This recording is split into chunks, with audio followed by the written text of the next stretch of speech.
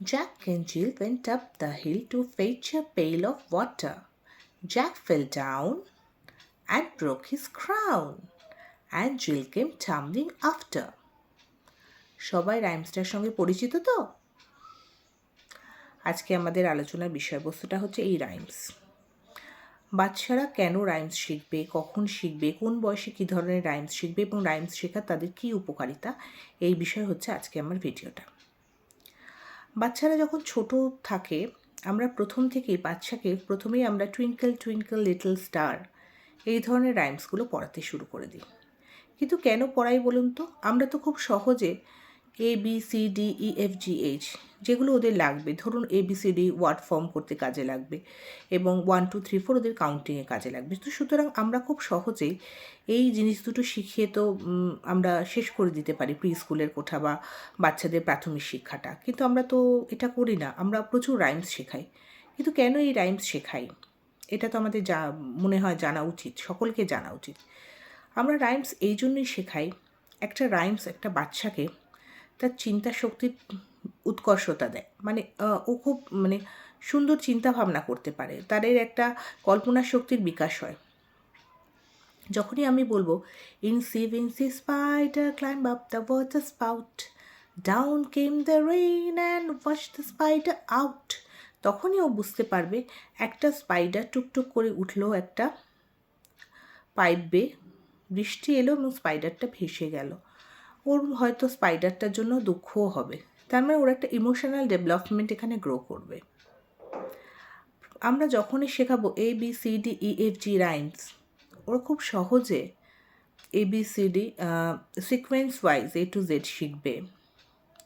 বা আমরা যদি 1 2 3 4 5 once I caught a fish alive শেখাই, তাহলে 1 to 10 বাচ্চাকে খুব সহজে শেখানো যাবে। তাহলে বলা যেতে পারে এই রাইমসগুলো বাচ্চাদের একদিকে যেমন চিন্তা শক্তিটাকে অনেক উন্নত করে, ওদের একটা ইমোশনাল স্কিলেরও ডেভেলপমেন্ট করে। একটা বাচ্চা যখন কথা বলতে শেখে প্রাথমিক অবস্থায় ওর কাছে 25 থেকে 30টা 50টা ম্যাক্সিমাম ওয়ার্ড স্টক থাকে এবং সেটা 2-3 বছরে 250 ওয়ার্ড স্টকে যায়। কিন্তু সেখানে এটাই তো শেষ না, এই ওয়ার্ড স্টকটা আরও বাড়ানোর প্রয়োজন আছে এবং এই ওয়ার্ড স্টক বাড়ানোর বা ভোক্যাবুলারি এনহ্যান্সমেন্টের একমাত্র আমাদের চাবিকাঠি হচ্ছে রাইমস। বাচ্চা যত রাইমস শিখবে তার ওয়ার্ড স্টক তত বাড়বে। বাচ্চা যত বলবে রাইমস, ওদের ছোটোবেলায় যে কথা বলার জড়তাটা থাকে সেই জড়তাটা কাটবে, ওদের জিভের এবং মুখের মাসেলগুলোর ডেভেলপমেন্ট হবে। ইউজুয়ালি আমরা দেখে থাকি যে প্রি স্কুলে বলুন বিভিন্ন জায়গায় বাচ্চাদের যখন রাইমস শেখানো হয়, সে রাইমসটা কিন্তু বেশ অ্যাকশন করে একটু ডান্স করে সুন্দরভাবে শেখানো হয়। কিন্তু কেন জানেন এতে কি হয়? প্রথমে বাচ্চারা টলমল পায়ে চলে, তারপরে যখন ওরা একটু স্টেবল হয় ওদের আমরা স্কুলে দিয়ে দিই। তখনও ওদের গ্রস মোটর ডেভেলপমেন্ট হাত পায়ের পেশির যে সবলতা যেটাকে বলা যায় সেটা তখন ওদের কাছে আসে না। তো সেই সবলতাটা আসার জন্য এই রাইমসের অ্যাকশন করার ভীষণ দরকার। হুড় করে বাচ্চা রাইমস বলে গেল, হ্যাঁ ভালো, মুখস্থ করতে পেরেছে বলেছে, মনে রাখতে পেরেছে বলেছে, খুবই ভালো। কিন্তু একটা কথা ভীষণই জরুরি, বাচ্চার সেই সঙ্গে সঙ্গে অ্যাকশনগুলো করাতে হবে। অ্যাকশনগুলো করলে কিন্তু বাচ্চার প্রচণ্ডভাবে মাসকিউলার ডেভেলপমেন্টটা এসে যাবে। তাহলে রাইমসের প্রচুর উপকারিতা আছে।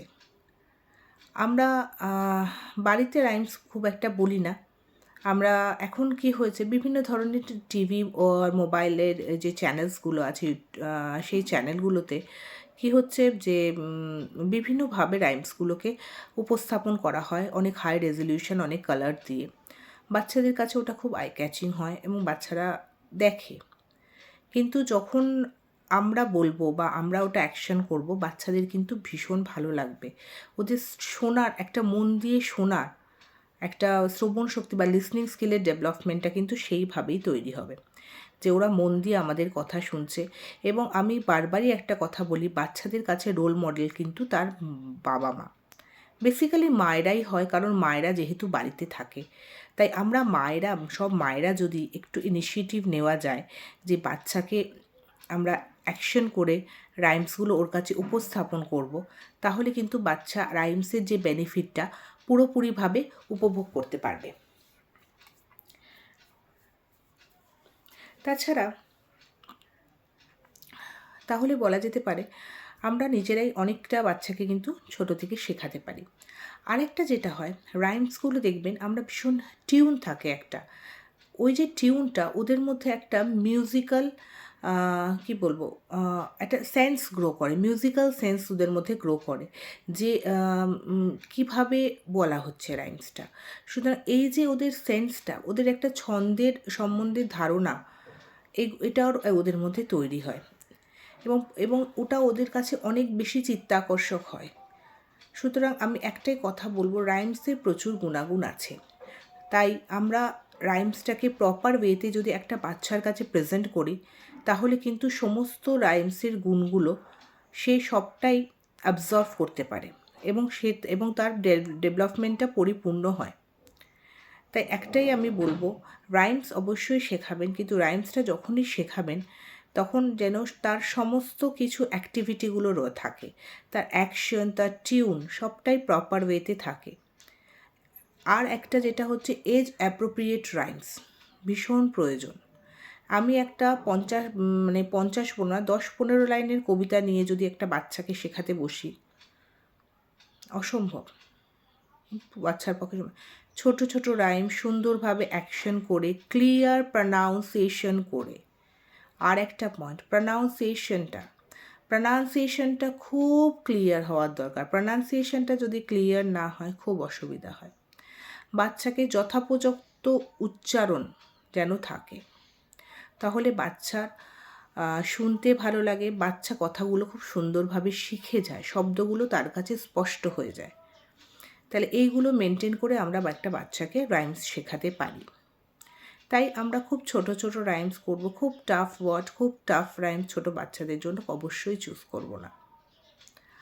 আরেকটা করতে পারা যায়, যদি সম্ভব হয়, আমরা আমাদের ডেলি অ্যাক্টিভিটির সাথে, ধরুন বাচ্চা হ্যান্ড ওয়াশ করছে বা বাচ্চা ধরুন কোনো বাচ্চা আছে, ওদেরকে স্পুন আর একটা প্লেট দিয়ে কিছু খাবার দিলে ও হয়তো নিজে খেতে ট্রাই করে। তো যদি আমরা একটা কাজ করতে পারি যে বাচ্চাকে যখন খেতে দিলাম তখন যদি আমরা একটু বলতে পারি হ্যাভ ইউর ফুড, মানে জাস্ট একটা নিজের মতো করে কোনো একটা টিউন দিয়ে যদি আমরা একটা নিজেরা কোনো রাইমস তৈরি করতে পারি, তাহলে বাচ্চাটা কিন্তু খুব মজা পেয়ে খেয়ে নেবে, জানেন তো, তাড়াতাড়ি। এটা একটা কিন্তু বিশাল বড় সুবিধা, এটা আমি খুব দেখেছি বাচ্চাদের ক্ষেত্রে। বাচ্চাদেরকে যে অ্যাক্টিভিটি করাবেন সেই অ্যাক্টিভিটিটাকে ওদের এনকারেজ করার জন্য যদি আমরা একটু ওদের সাথে একটু টিউন নিয়ে একটু মিউজিক্যালি যদি ওদের সাথে ইন্টারাক্ট করি না, তাহলে ওরা খুব তাড়াতাড়ি সেই কাজটা করে এবং খুব মজা পায় কাজটা করার জন্য। তাই আমরা রেগুলার অ্যাক্টিভিটির জন্য কিন্তু আমরা বাচ্চাদের এগুলো দিতে পারি, এই সব ছোটো ছোটো টিপসগুলো ইউজ করতে পারি।